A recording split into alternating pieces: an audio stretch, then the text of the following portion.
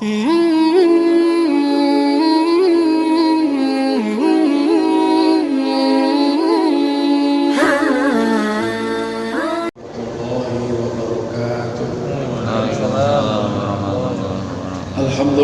wassalatu wassalamu ala Rasulillah Sayyidina wa Maulana Muhammad ibn Abdullah wa ala alihi wa sahbihi wa mawalah.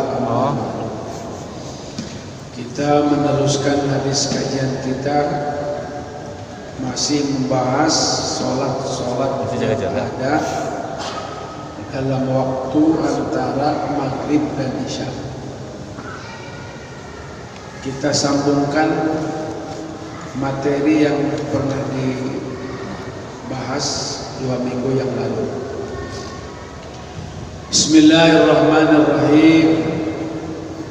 An Abi Hurairah radhiyallahu anhu qala qala Rasulullah sallallahu alaihi wasallam man shalla 6 raka'atin ba'dal maghribi la yatakallamu bainahunna bi syai'in illa bi zikrillah udilna lahu bi ibadati 12 sanatan.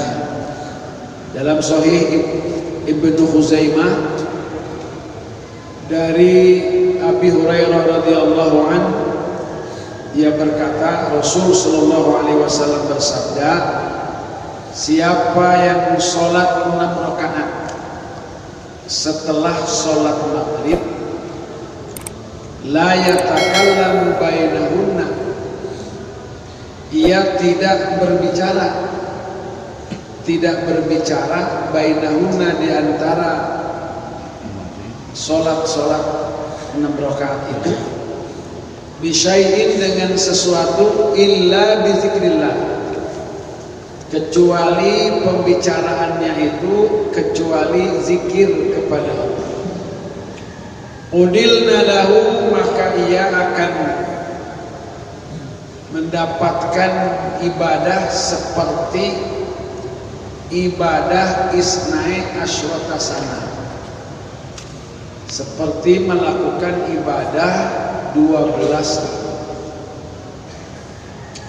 Waktunya ba'da maghrib, artinya sholat maghrib dulu. La yatakallamu bainahuna, jangan ngobrol dulu, jangan ada obrolan dulu, tidak dipisah dengan perkataan dulu, selain illa bizikrillah, kecuali zikir kepada Allah Subhanahu wa ta'ala. Ini artinya ada zikir-zikir yang dilakukan setelah sholat. Lagi-lagi ya, ada zikir-zikir yang dilaksanakan setelah sholat. Ini zikir antara maghrib dan isya itu bentuknya macam-macam.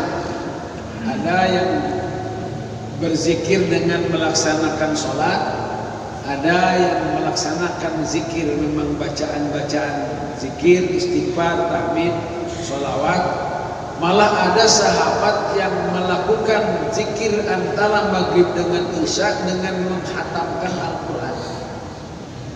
Kayak apa coba itu? Zikirnya menghatamkan Al-Quran. Nah, di sini adalah salah satu bentuk zikir bainal maghrib wal isya adalah sholat 6 rakaat. Silakan sholat 6 rakaat. Ini para santri-santri ini, masya Allah, yang muda-muda ya. Kita harus membiasakan dari muda. Kalau kayak Abi udah tua begini nih, masya Allah, mau memaksakan ini susah benar, karena memang belum terbiasa. Berat ya, berat. Hadirin rahimakumullah, kemarin kita sudah membahas 6 rakaat ini adalah sholat antara maghrib dan isya. Silahkan mau menggunakan niatnya apa. Kemarin ada misalkan sholat ba'diyah 2 rakaat, ba'diyah maghrib. Kemudian yang kedua 2 rakaat sholat hajat, ya, doa bacaannya kemarin itu yang kita sampaikan adalah ayat kursi rakaat pertama, kemudian amanah rasul itu rakaat kedua, akhir surat Al-Baqarah.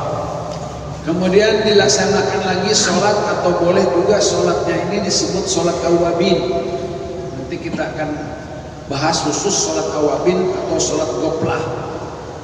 Nanti kita bahas khusus bahasannya. Ada lagi misalkan dengan sholat tobat, 2 rakaat sholat tobat. Boleh bacanya itu kalau misalkan kita baca Qul a'udzu birabbil falaq dan Qul a'udzu birabbin nas. Sudah ya?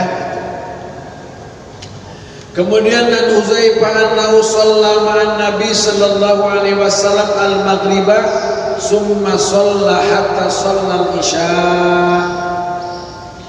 Dari sahabat Huzaifah, beliau katanya sholat bersama Nabi sallallahu alaihi wasallam maghrib, berjamaah sholat maghrib, summa sholla, kemudian sholat, ia sholat hatta shollal isya, sampai dilaksanakannya sholat isya.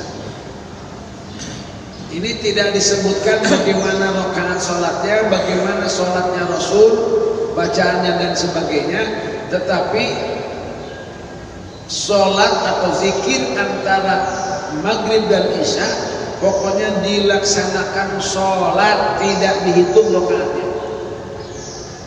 Kira-kira kalau kita sholatnya ini misalkan satu sholat 3 menit saja, kemudian waktu antara maghrib dan isya ini kita punya jeda waktu misalkan 1 jam, ya bisa dibayangkan berapa rakaat sholatnya kalau kita mau menghitung rakaat.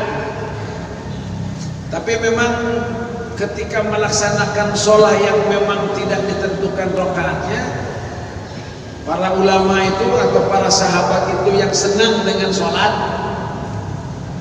kalau kita kurang senang dengan sholat, maka itu tidak menghitung-hitung rakaat itu, ya sholat saja. Hanya ada sahabat, misalkan ada tabi'in yang sholatnya sampai 1 malam 1000 rakaat, minimal 100 rakaat. Kalau kita berat benar ya, 20 rakaat saja udah nggak sanggup.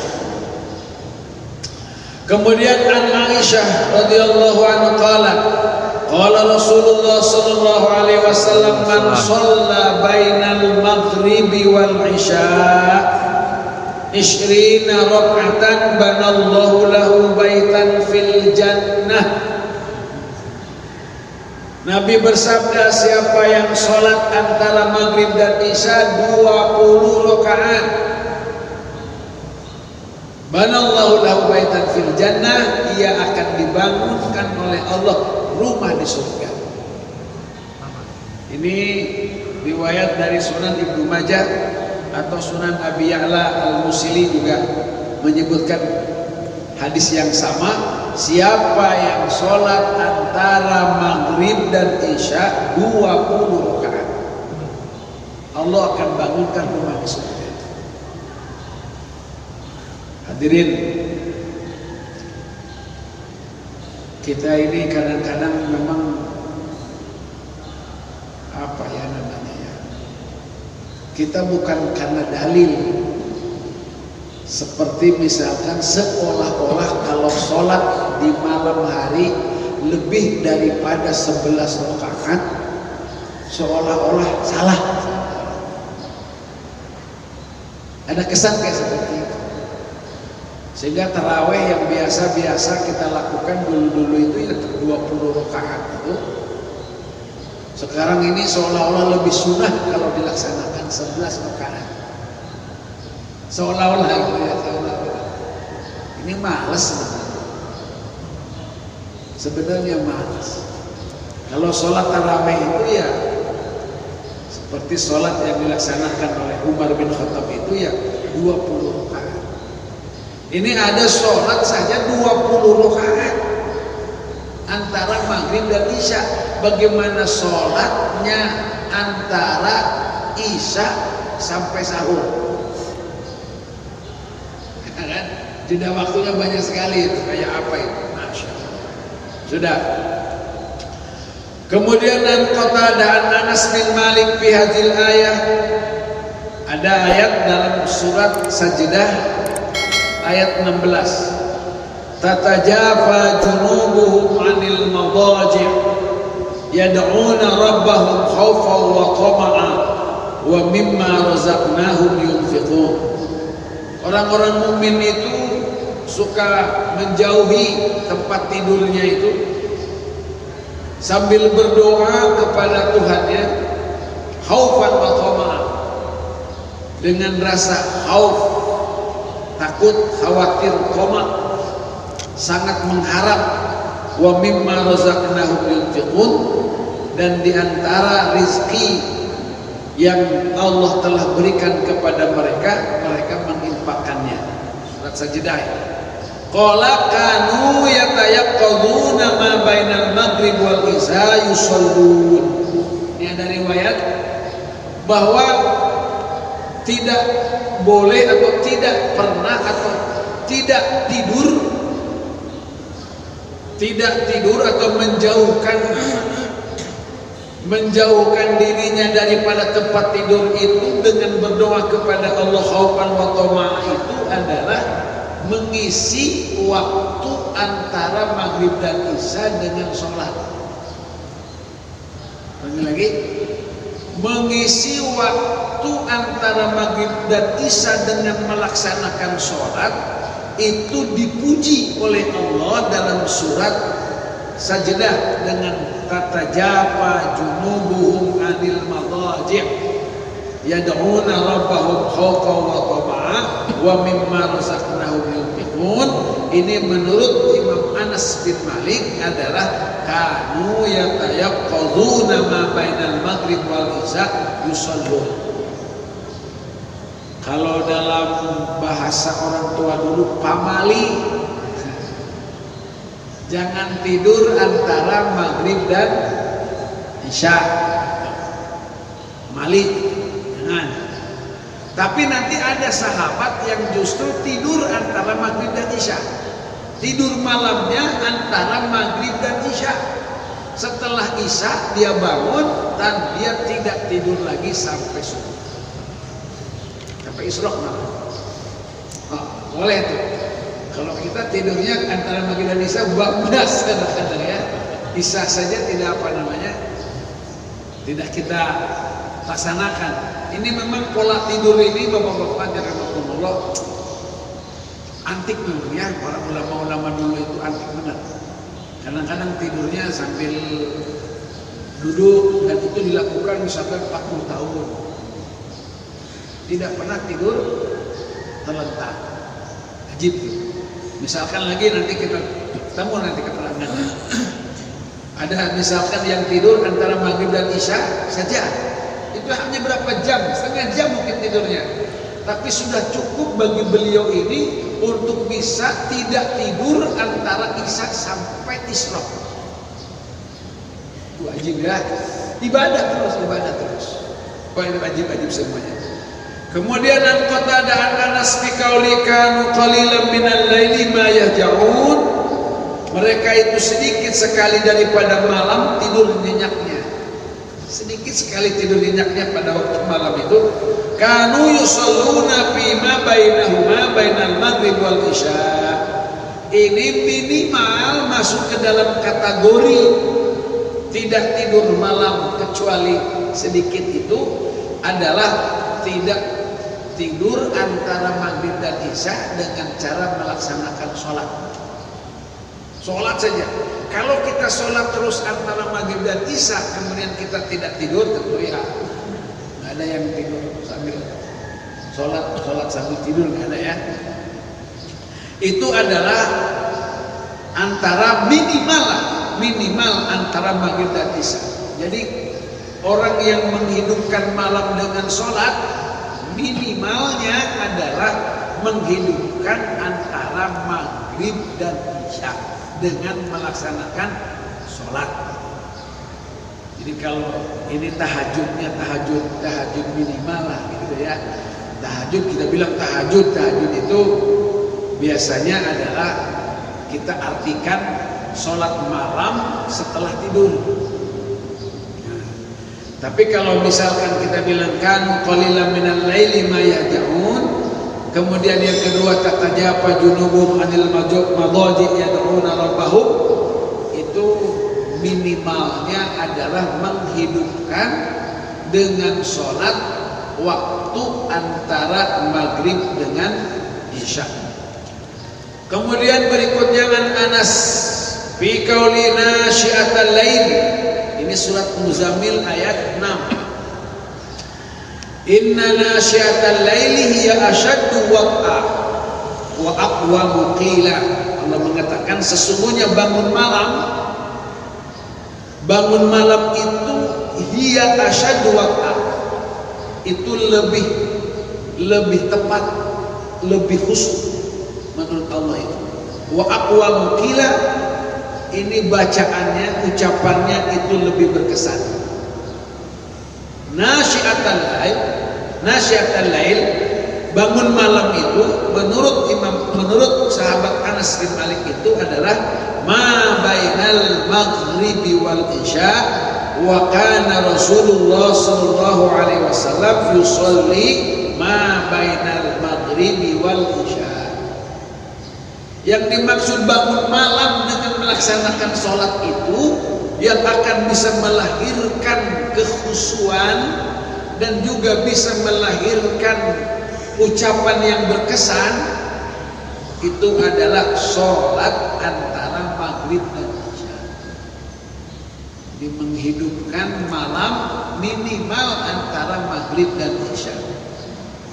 Wa kana Rasul sallallahu alaihi wasallam, Rasul pernah sholat ma bainal maghrib wal isya, terus antara sholat maghrib dan isya. Ini berarti sudah dialami atau sudah diikuti oleh sahabat Anas dan juga sudah diikuti oleh sahabat Huzaifah. Bisa saja antara Rasul melaksanakan sholat itu satu kali misalkan dengan Anas, satu kali dengan sahabat Huzaifah, atau memang bareng.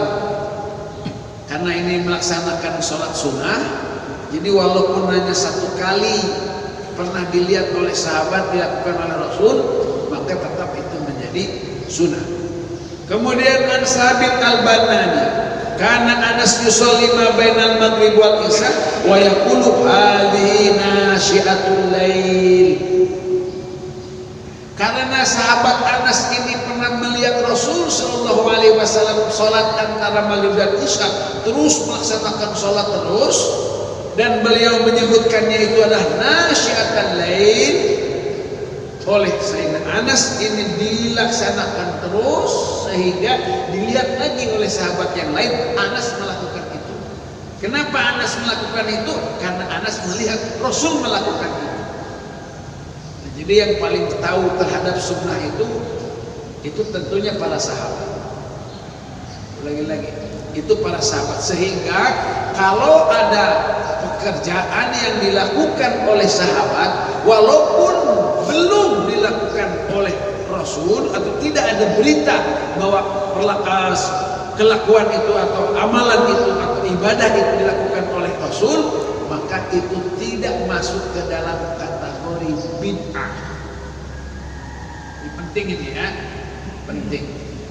Yang dilakukan oleh sahabat walaupun tidak ada berita dari hadis pernah dilakukan oleh Rasul, itu bukan masuk dalam kategori bid'ah, bukan bid'ah. Itu adalah sunnah.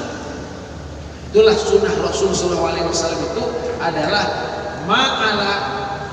mas'alah sunnati atau sunnah khulafaur rasyidin.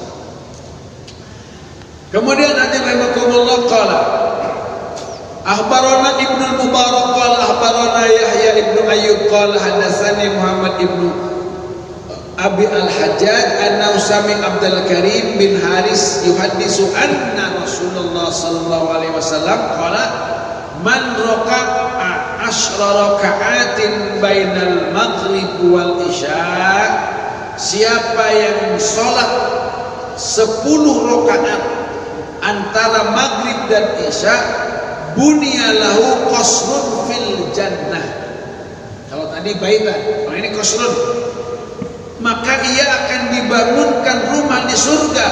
Faqala Umar radhiyallahu an, katanya idzan nuksiru kusurana. Kalau begitu kita bisa dong, boleh dong memperbanyak bangunan atau gedung-gedung atau istana-istana di surga. Ya Rasulullah, wahai Rasulullah, dalam riwayat yang lain, idzan taksuru kusuruna au buyutuna. Kalau begitu banyak dong, ya dong. Kalau begitu banyak dong rumah kita dan gedung-gedung istana-istana kita di surga, ya Rasulullah. Faqala Rasulullah sallallahu alaihi wasallam, Allahu aktsar wa afdal. Dalam riwayat yang lain, Allahu aktsar wa atyab. Ya kalau kita perbanyak lagi sholatnya, maka banyak lagi, maka Allah itu akan lebih lagi memberikan pahala yang lebih banyak dan lebih baik lagi. Saya menemukan ada beberapa hadis yang di situ aksar wa afdal. Artinya apa artinya? Artinya adalah memperbanyak lebih daripada apa yang disabdakan oleh Rasul atau yang dilakukan oleh Rasul, itu tidak masalah. Contoh ulangi lagi ya. Siapa yang sholat 10 rakaat setelah maghrib dan isya, maka Allah akan bangunkan rumah di surga. Kemudian kata Sayyidina Umar ini, bagaimana kalau kita sholat lebih banyak lagi? Maka akan tentu dong lebih banyak lagi rumahnya. Maka jawaban Nabi adalah Allahu aktsar wa atyab. Allah aktsar wa afdal. Maka tentunya lebih banyak lagi yang akan dikasih oleh Allah Subhanahu wa taala. Allah akan lebih lagi memberikan yang terbanyak lagi.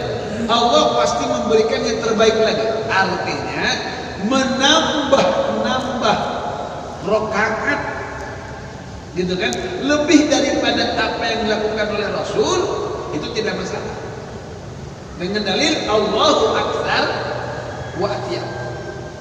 Allah itu akan lebih lagi memberikan terbanyak atau yang terbaik. Nah, ini yang pertama dalam sholat, khususnya sholat antara maghrib dan isya. Ada lagi misalkan di dalam hadis dari Sahal ibnu Mu'adz bin Anas al-Juhani, an-Nabi Mu'adz bin Anas al-Juhani sahibin Nabi sallallahu alaihi wasallam, anin Nabi sallallahu alaihi wasallam qala man qara'a qul huwallahu ahad hatta yakhtimaha asyra marrat. Ini bahasan malam Senin nih. Ya, masalah qul. Siapa yang membaca qul huwallahu ahad sampai selesai 10 kali, banallahu lahu qasran fil jannah, maka Allah akan membangunkan rumah di surga. Satu rumah itu satu qul. Kalau maghrib dan isya perolehnya satu rumah itu berapa? 10 rakaat. Ulangi lagi Bapak-bapak. Membangun rumah komplit ini mah, dengan isinya, dengan segala macamnya. Boleh kita bangun dengan cara melaksanakan sholat 10 rakaat setelah antara maghrib dan isya. Kalau maknanya kata Sayyidina Umar itu, kalau kita nambah lagi, maka banyak lagi dong. Kan gitu kan? Kalau paketnya berarti satu rumah 10 rakaat, dua rumah 20 rakaat. Ini ada hadis dua, yang satu adalah 10 rakaat, yang satu adalah 20 rakaat. Ada tadi hadisnya sudah kita bacakan. Ini seolah-olah satu paketnya, misalkan rumahnya 10 rakaat, kemudian dua paket 20 rakaat. Kemudian kalau perbanyak lagi, kata Umar, bagaimana kalau perbanyak lagi? Kalau per paket berarti 30 rakaat, 40 rakaat, terus. Nah kan gitu kan? Nah, ini kalau kita paket rumah gitu. Tapi kalau paketnya rakaat antara bainal maghrib wal isya, pokoknya sewaktu selama maghrib dan isya. Perbanyak lagi. Kan isya itu boleh diapakan? Boleh dipanjangkan kan, boleh diakhirkan. Malah kata Nabi bisa jadi yang paling hebat waktu pelaksanaan sholat isya itu adalah tengah malam. Berarti kan perbanyak lagi, makin banyak lagi lah pahalanya, makin banyak lagi rumahnya. Di sini yang disebut dengan Allahu Akbar wa atiyab. Nah, yang kedua adalah sholat bacaan kulhu. Siapa yang membaca kulhu 10 kali, maka ia akan mendapatkan pahalanya qasrun fil jannah, gedung rumah istana di surga.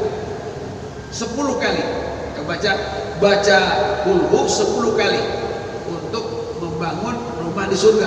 Paket seolah-olah ya. Faqala Umar ibn Khattab, "Idzan nastaksira ya Rasulullah." Faqala Rasulullah SAW, "Allahu Akbar wa atiyab." Gimana kalau kami memperbanyak lagi?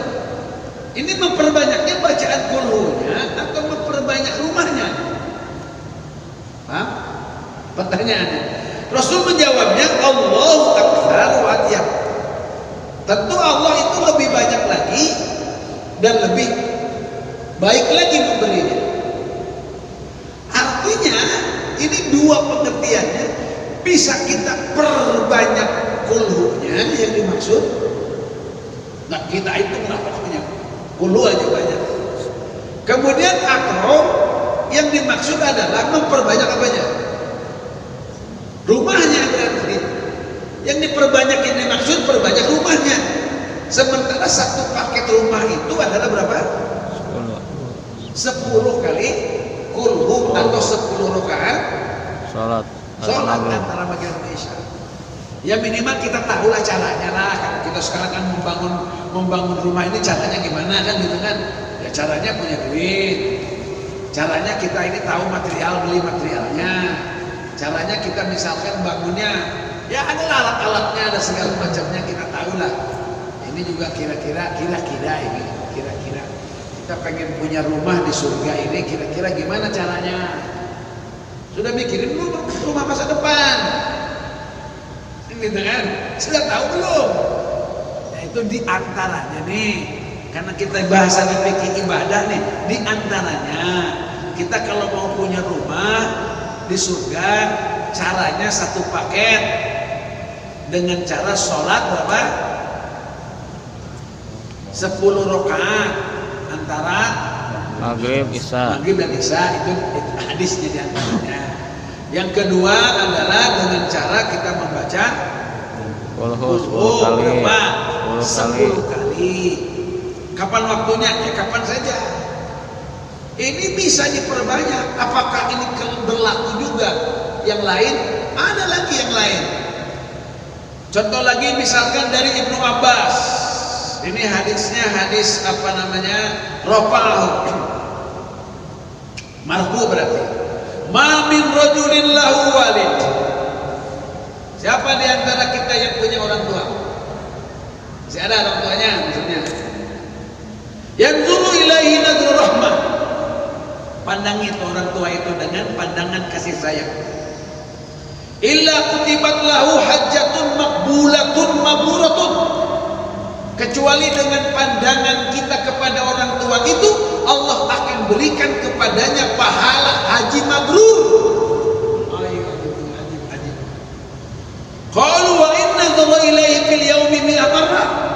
Mereka mengata, ya Rasul, bagaimana kalau memandang kepada orang tua itu sampai 100 kali dalam sehari? Ingin? Faqal na'am, kata Nabi, Allah aktsar wa atyab. Ini yang Nabi temukan yang Allah aktsar wa atyab itu. Ya, Allah akan memberikan yang terbanyak lagi dan terbaik lagi. Ajib itu. Siapa yang punya orang tua? Mari kita pandang orang tua itu dengan pandangan kasih sayang. Pandangan itu akan dikasih pahala oleh Allah seolah-olah kita melakukan haji mabrur. Maka kata sahabat, bagaimana kalau memandangnya satu hari itu bisa 100 kali? Kata Rasul, na'am, ya, berarti 100 kali haji mabrur. Allah aktsar wa atyab. Allah akan memberikan terbaik dan terbanyak. Dulu pernah saya sampaikan, yang bisa melahirkan cahaya mata kita, yang bisa menembus kegelapannya alam kubur adalah diantaranya satu, membaca Al-Quran. Makanya para ulama itu walaupun hafal Al-Quran, walaupun hafal, dia tetap melihat mushaf, karena melihat Quran kita, mata kita dengan memperlihatkan tulisan Quran ini akan melahirkan cahaya. Yang kedua, melihat tempat sujud ketika kita sholat. Kalau kita sholat berdiri, lihat tempat sujud. Kalau ketika kita ruku, kita melihat kaki kita. Kemudian kalau ketika kita sujud, lihatlah hidung kita. Ketika kita tahiyat, lihatlah jari kita. Penglihatan yang kayak seperti itu bisa melahirkan cahaya. Bisa berupa lampu-lampu, cahaya-cahaya yang bisa menerangi alam kubur. Nah, kemudian berikutnya adalah melihat Ka'bah. Melihat Ka'bah. Kalau di TV secara langsung enggak kalau ya. Harus ke sana kita ngelihat. Lihat Ka'bah. Kemudian yang berikutnya ini adalah melihat orang tua. Siapa yang melihat, memandang orang tua dengan pandangan rahmah, satu kali melihatnya akan dikasih pahala seperti pahala haji mabrur. Masya Allah. Nah, ini tentu ya, ini namanya hadis fadilah ya, namanya ya, hadis fadilah. Kemudian yang berikutnya lagi, misalkan ada lagi yang disebut aksar waqiyah itu. Dari Abi Sa'id Al-Khudri qala Rasulullah sallallahu alaihi wasallam, "Ma min muslimin da'allaha da'watan laisa fiha qati'atur rahim wala ismun illa 'atallahu biha ihdahi salid salat." Tidak ada seorang muslim yang meminta kepada Allah dengan satu permintaan. Dia berdoa kepada Allah dengan satu dakwatan. Laisa fiha qati'atur rahmin, dengan syarat doanya bukan untuk memutuskan silaturahmi. Wala ismun, dan juga doanya tidak mengandung dosa. Tidak jahat, bukan doa jahat. Bukan doa mendoain orang celaka, bukan. Illa atahullahu biha ihdahi salin, kecuali Allah akan berikan kepadanya satu di antara tiga. Pasti satu di antara tiga. Jangan ragu. Pokoknya kalau kita minta dunia kah, minta akhirat kah, pasti doa kita diijabah. Cuman bentuknya tiga di antara, satu di antara tiga. Imma ayu ajilalahu da'watahu, yang pertama ditakjil, dakwahnya ditakjil. Artinya apa? Permintaannya itu diijabah sekarang, dibuktikan. Minta apa? Ini anak muda minta istri santri, dapat langsung. Nggak dapat sampai tua juga nggak dapat. Pasti dikasih pasti. Cuman wa imma an yudakhkhira lahu fil akhirah, istrinya nanti di akhirat. Minta apa? Wah, minta apa? Minta pajero. Allahumma pajirona kesiniin, bodong-bodongna kesanain gitu. Minta misal kita minta apa? Minta kendaraan. Kalau sekarang kita belum, jangan putus asa, gitu kan? Permintaan Anda pasti diijabah. Cuman kalau tidak di sini, di akhirat nanti disimpan oleh Allah Subhanahu wa Ta'ala. Minta apapun. Ada kalanya doa itu ditakjil, ada doa itu adalah ditadkhir. Tadkhir itu artinya ditabung buat nanti di akhirat. Wa imma ayat ba'anu minasu'i mislaha, atau doa yang kita minta itu baik doa dunia ataupun doa akhirat, doa apa saja yang kita minta bukan tidak diijabah di sini, bukan tidak disimpan di sini, tapi doa itu menjadi ampunan. lagi. Doa itu menjadi ampunan daripada segala dosa-dosa, atau doa itu menjadi yadfa'an, menjadi penghalang, menjadi perisai, menjadi penyelamat dari sesuatu yang kita tidak inginkan, dari suatu. Kita misalkan mau celaka jadi nggak jadi dengan doanya, padahal bukan minta selamat di situ, bukan. Doanya misalkan doa minta istri lagi, misalnya bisa, tapi nggak dikasih sama Allah. Bukan nggak dikasih, nggak berani, nggak dikasih. Tapi bentuk ijabah yang oleh Allah Subhanahu wa Ta'ala berikan kepada kita itu adalah dengan cara kita diselamatkan daripada sesuatu yang kita tidak inginkan.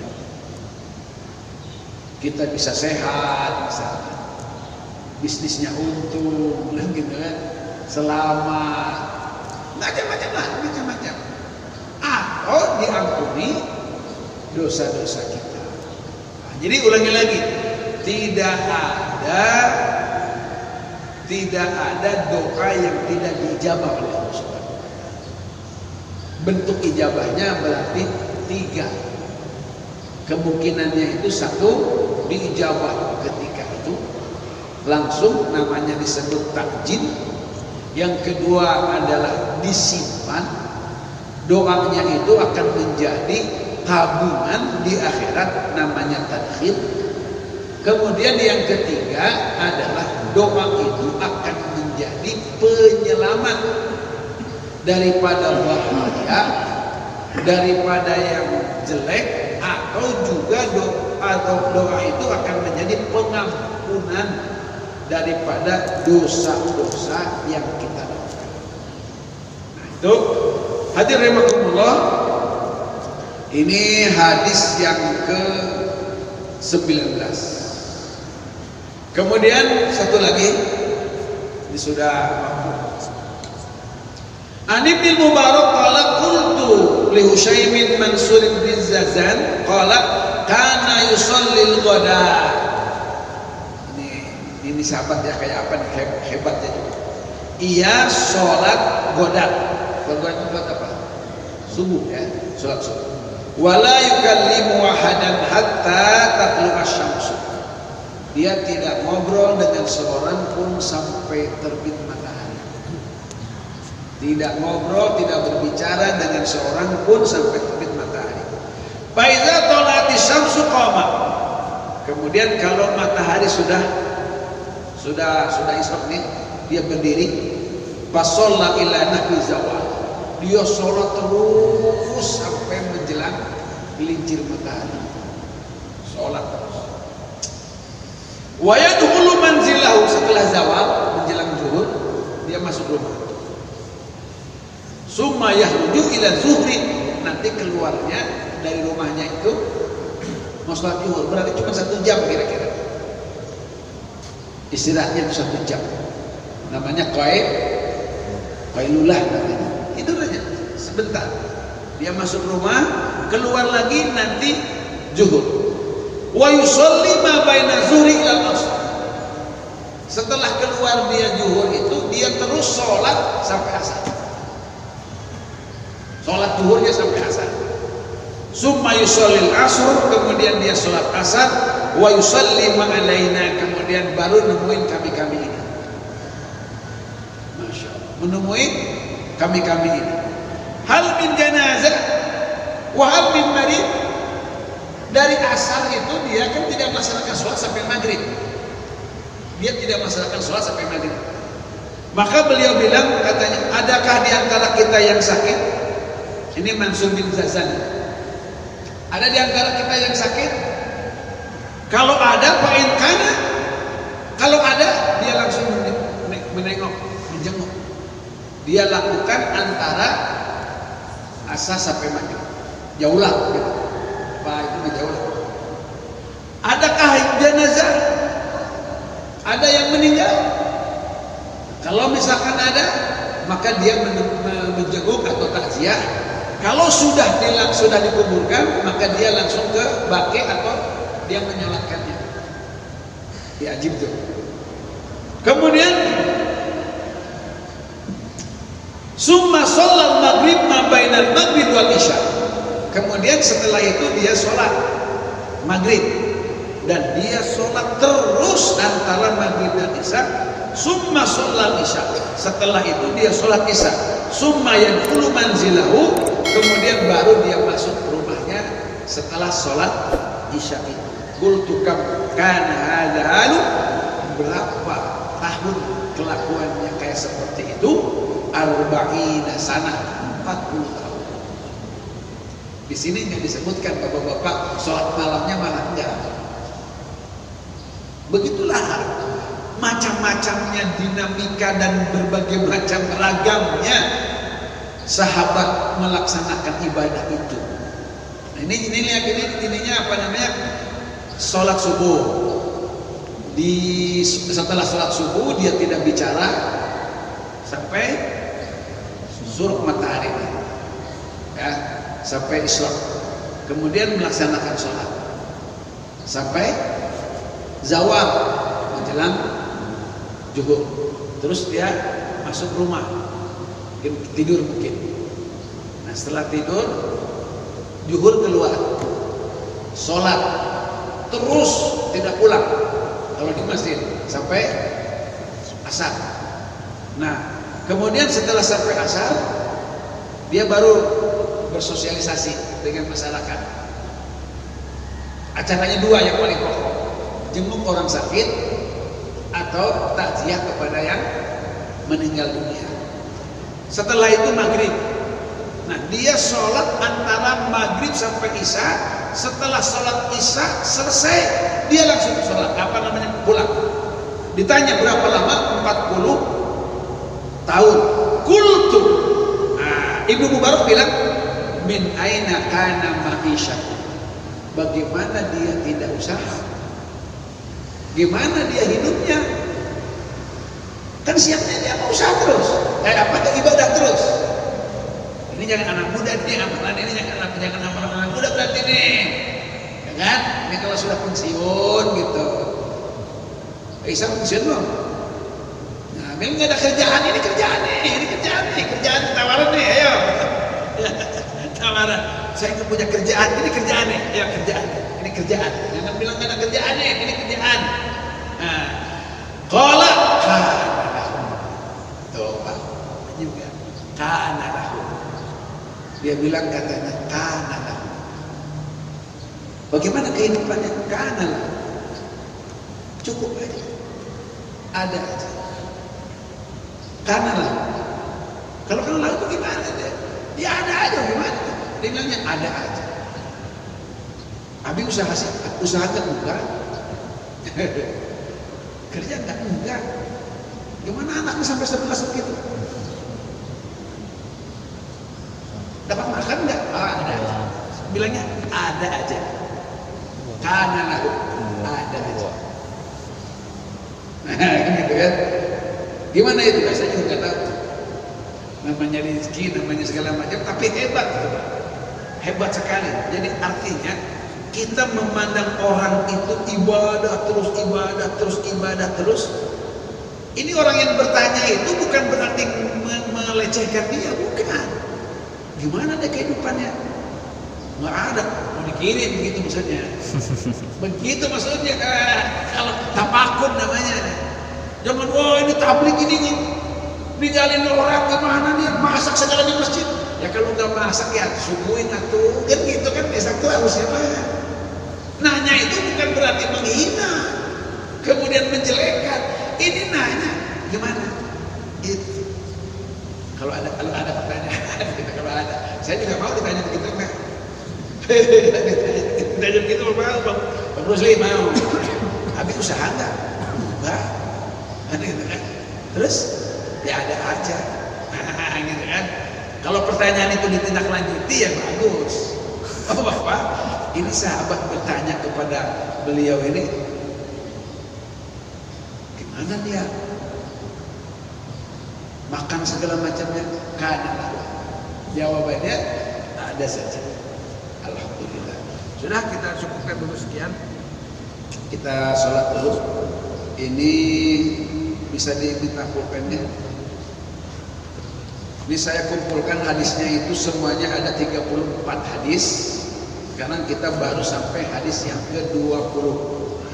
Saya kasih tanda ini pengajian nanti keluarnya.